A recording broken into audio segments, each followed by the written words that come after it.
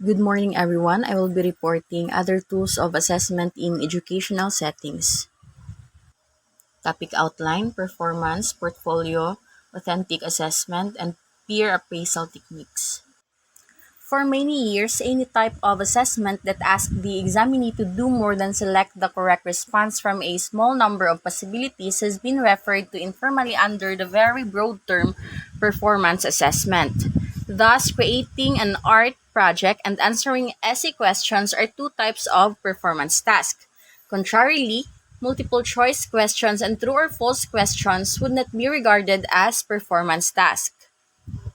Modern testing and assessment professionals' use of performance related words places less emphasis on the kind of object or task at hand and more emphasis on the knowledge, abilities, and morals that the test taker must master and demonstrate.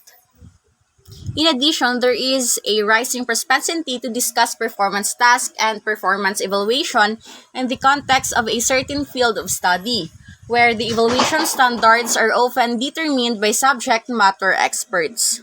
Under the performance is performance task. A performance objective for a student of architecture, for instance, may be to design a blueprint for a modern house. The overall caliber of the student's work, along with the knowledge, talent, and values it embodies, will be evaluated in accordance with guidelines established by architects recognized by the architectural community as having experience in the building of contemporary dwellings.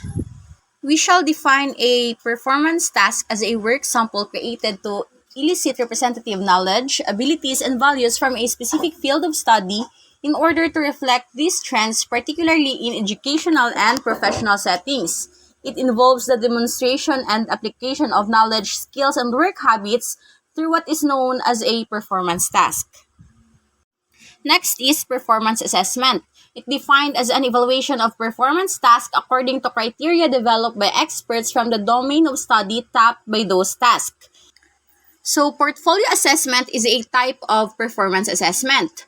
Portfolio has many meanings in different contexts. It may refer to a portable carrying case, most typically used to carry artwork, drawings, maps, and the likes. Bankers and investors use it as a shorthand reference to one's financial holdings.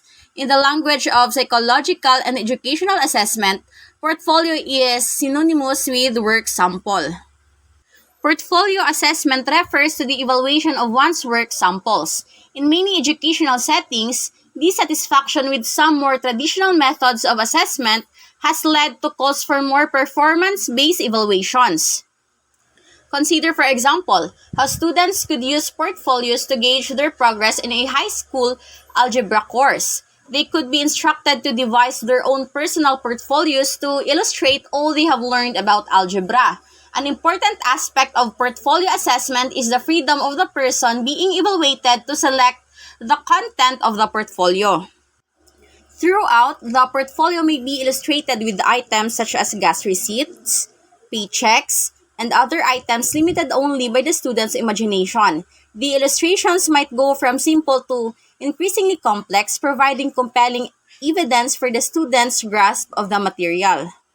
Benefits of the portfolio approach include engaging students in the assessment process, giving them the opportunity to think generatively, and encouraging them to think about learning as an ongoing and integrated process. The other one is authentic assessment, one name given to this trend toward more performance-based assessment. When used in the context of like-minded educational programs, portfolio assessment and authentic assessment are techniques designed to target academic teachings to real-world settings external to the classroom. A related form of assessment is authentic assessment, also known as performance-based assessment. We may define authentic assessment in educational context as evaluation of relevant, meaningful tasks that may be conducted to evaluate learning of academic subject matter, but that demonstrate the student's transfer of that study to real-world activities.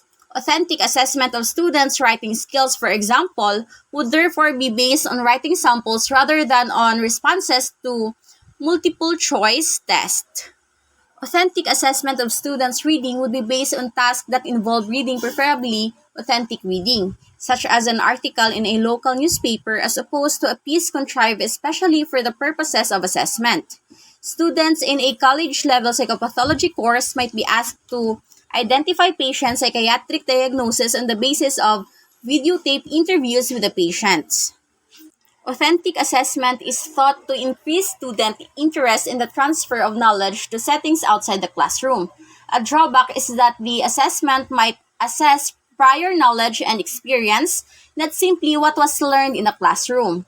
For example, students from homes where there has been a long-standing interest in legislative activities may well do better on an authentic assessment of reading skills that employs an article on legislative activity. Let's proceed to peer appraisal techniques. One method of obtaining information about an individual is by asking that individual's peer group to make the evaluation. Techniques employed to obtain such information are termed peer appraisal methods. A teacher, a supervisor, or some other group leader may be interested in peer appraisals for a variety of reasons. Peer appraisals can help call needed attention to an individual who is experiencing academic, personal, social, or work-related difficulties. Difficulties that, for whatever reason, have not come to the attention of the person in charge, and peer appraisals allow the individual in charge to view members of a group from a different perspective.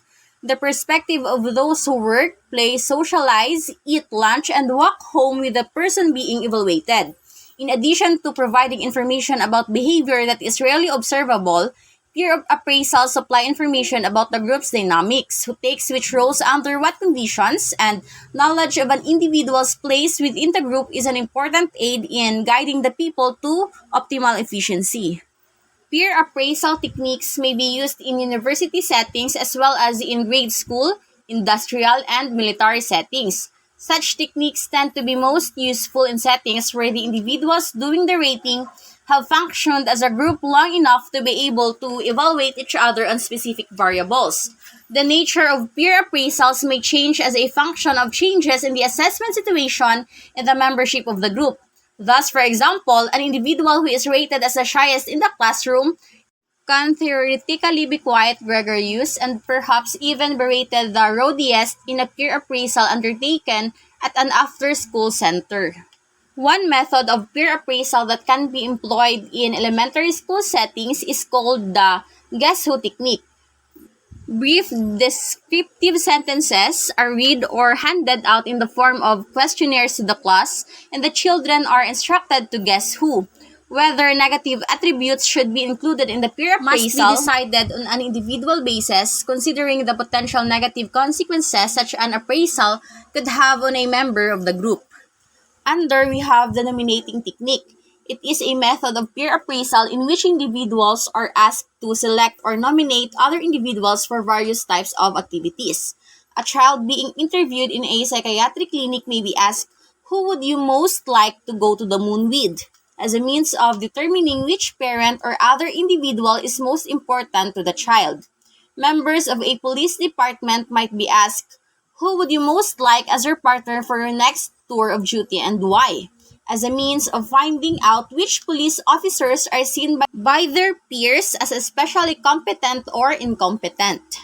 This technique is commonly utilized to assess peer relations or observable individual characteristics. Typically, the nomination process involves asking participants to identify or rank individuals in their peer group based on the variable of interest. The results of a peer appraisal can be graphically illustrated.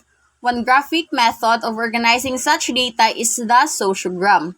A sociogram is a graphic representation of social links that a person has. It is a graph drawing that plots the structure of interpersonal relations in a group situation. Sociograms were developed by Jacob L. Moreno to analyze choices or preferences within a group. They can diagram the structure and patterns of group interactions. A sociogram can be drawn on the basis of many different criteria, like social relations, channels of influence, lines of communication, and etc. Figures such circles or squares are drawn to represent different individuals, and lines and arrows are drawn to indicate various types of interaction. At a glance, the sociogram can provide information such as who is popular in the group, who tends to be rejected by the group, and who is relatively neutral in the opinion of the group. Nominating techniques have been the most widely researched of the peer appraisal techniques, and they have generally been found to be highly reliable and valid. Still, the careful user of such techniques must be aware that an individual's perceptions within a group are constantly changing. Anyone who has ever watched reality television shows such as Survivor or The Apprentice is certainly aware of such group dynamics. As some members leave the group and others join it, the positions and roles the members hold within the group change. New alliances form, and as a result, all group members may be looked at in a new light, and it is therefore important to periodically update and verify information.